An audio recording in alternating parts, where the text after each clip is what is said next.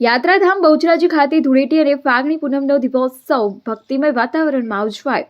વહેલી સવારથી જ મંદિરે ભક્તોની ભીડ ઉમટી પડી હતી। ચંદ્રગ્રહણ અને ફાગણી પૂનમના શુભ સંયોગને કારણે આ દિવસનું વિશેષ ધાર્મિક મહત્વ રહ્યું। સામાન્ય રીતે દર પૂનમની રાત્રે નીકળતી માતાજીની શાહી સવારી આ વિશેષ પ્રસંગે સવારે અંદાજે 11:30 કલાકે પાલખી સાથે ભવ્ય રીતે નગરચર્યા માટે પ્રસ્થાન કરી શાસ્ત્રોક્ત વિધિ વિધાન મુજબ માતાજીની પૂજા અર્ચના કર્યા બાદ સવારી નીકળી હતી। ભક્તોએ અબીર ગુલાલ અને કેસુડાના પાણીથી રંગોત્સવની ઉજવણી માતાજી પ્રત્યેની શ્રદ્ધા વ્યક્ત કરી હતી। ચાચર ચોક વિસ્તારમાં ભક્તો સાથે પોલીસ જવાનો પણ રંગોત્સવના આનંદમાં જોડાયા હતા। માતાજીની શાહી સવારીને પોલીસ દળ દ્વારા ગાર્ડ ઓફ ઓનર આપવામાં આવ્યું।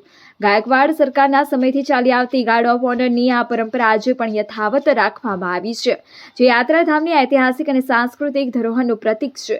નગરચર્યા દરમિયાન માર્ગ પર હજારોની સંખ્યામાં ભક્તો ઉપસ્થિત રહ્યા હતા। જય મા બહુચરના જયઘોષ સાથે સમગ્ર શહેર ભક્તિમય બની ગયું હતું। ભક્તોએ મા બહુચરના દર્શનનો લાભ લઈ ધન્યતા અનુભવી।